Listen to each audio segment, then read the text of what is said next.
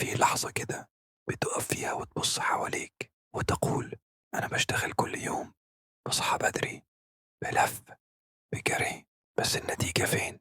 فين المقابل؟ كل الناس بتتكلم عن النجاح، بس محدش بيحكي لك عن السنين اللي قبله، السنين اللي كان فيها سكوت، فيها خذلان، فيها تعب بدون كلمة تقدير. بس اسمعني، التعب مش بيروح، التعب بيتراكم زي نقطة مية بتنحت في حجر.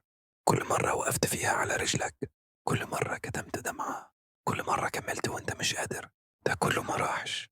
الناس بتشوف النتيجة بس ما يعرفوش الثمن. في فرق بين اللي بدأ وتعب وبين اللي ما بدأش أصلا.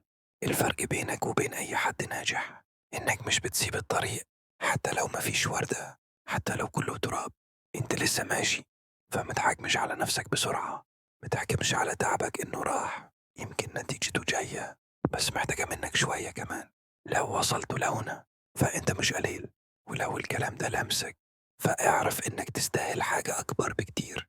اشترك في قناة NSV علشان إحنا بنتكلم بلغتك، بلغة اللي بيحلموا وهم صاحيين وبيكملوا وهم مجروحين.